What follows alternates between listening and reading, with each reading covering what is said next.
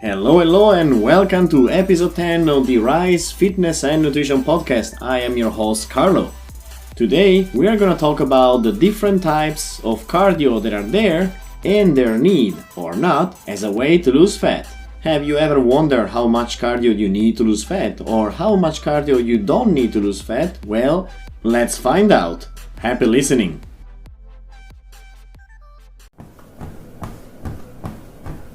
Whew, I need to lose weight, and I'm going to run every day for 1 hour.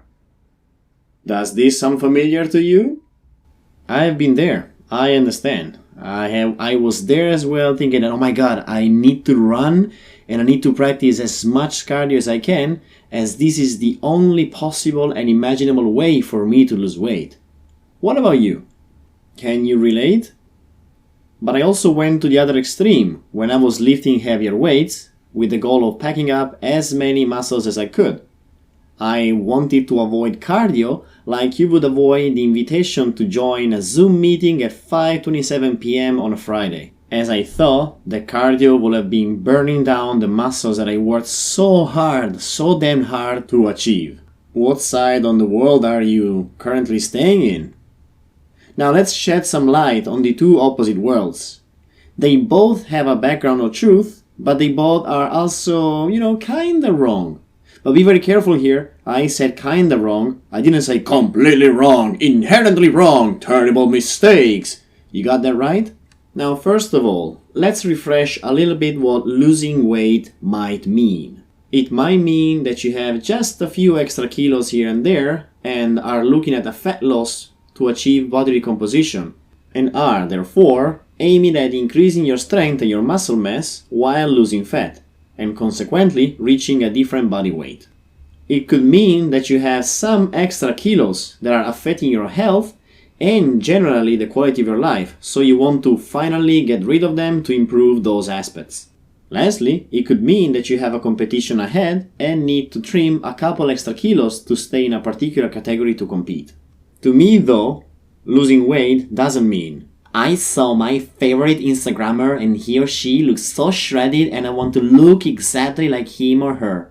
Or my friend told me the carbs are making me fat, so I should avoid them to stay lean. Or even I ate too much yesterday, so today I'm going to punish myself on the treadmill. But most importantly, it shouldn't sound like I am scared of the weight going up on the scale. I secretly obsess over my body image and the foods that I eat, and I'm never satisfied of how I look. Hear me out on this. If you belong to the last one of those, consider searching for a specialist that can help you with the right mental health advices, as this is an extremely serious matter. Having said that, let's check 1 second what is the common background in these lists. Did you notice? The points belonging to the first list all have a goal in mind, and most of the time it is a very smart goal. Oh, mind you, if you don't know what a smart goal is, please go back and listen to episode 2 of the podcast to better understand. So as I was saying, they have a smart goal in common. Therefore, there can be a plan of action behind to reach it. The points belonging to the other list, on the other hand, are quite vague, or fear or anxiety driven, and therefore can lead to a continuous spiral of dissatisfaction. At the base of any weight loss journey, there should be a solid pillar, a smart goal to reach, so that you can be sure you're heading in the right direction.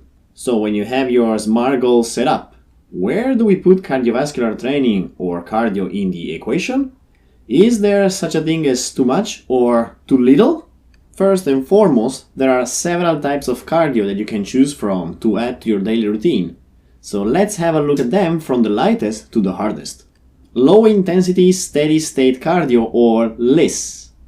This is the equivalent of a nice walk.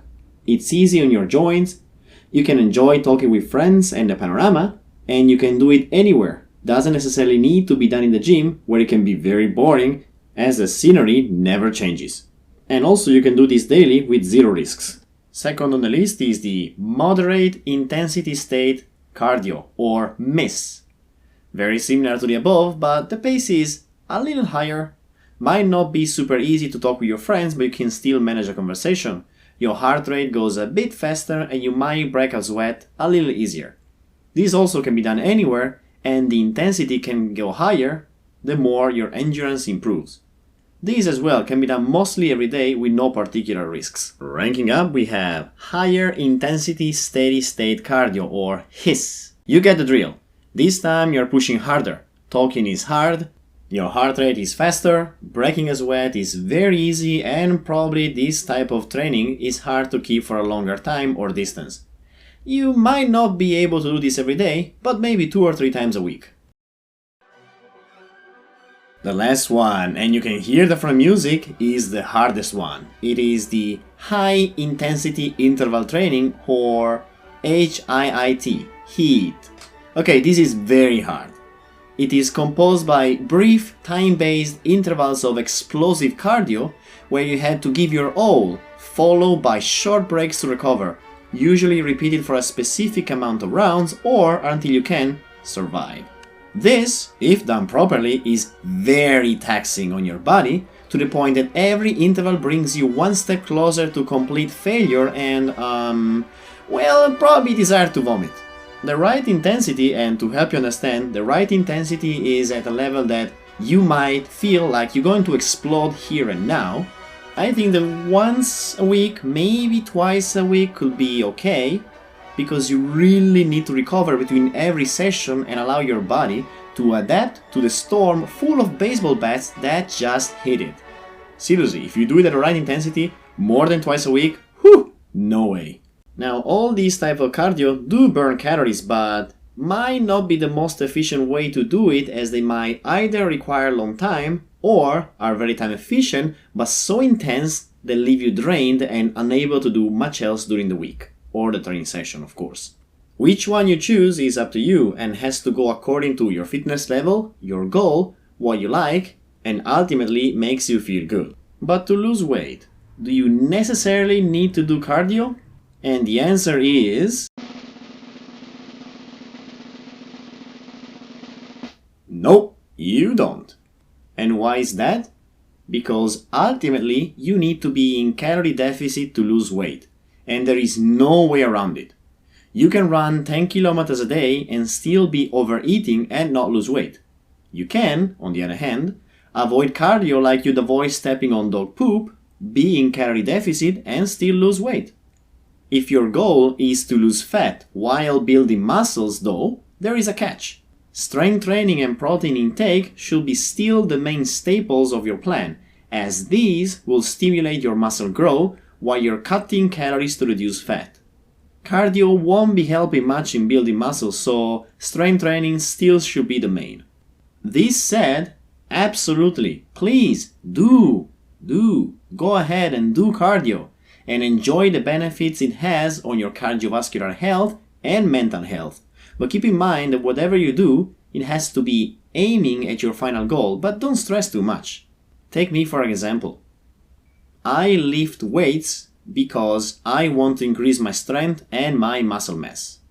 I keep my protein high during the day, but hey, I love biking and walking, so when I go to work, for example, I jump on my bike and go for 15 kilometers every time. During the weekends, I walk 10 kilometers a day or more, so hey, you see, cardio is there for me too, despite my goal of building muscles. I am still building muscles and becoming stronger despite doing all the cardio because I take care of my diet. And by that, I simply mean that my protein intake is adequate. Keep that in mind. And that's it for today, everybody. I hope you find this useful and that you were able to learn if you actually do or do not need cardio for your weight loss journey. Don't forget that as every time, it matters what works for your goals. So focus on them first to plan what to do. For any kind of question, please get in touch with me on my Instagram channel @thecarl.fit. Happy week!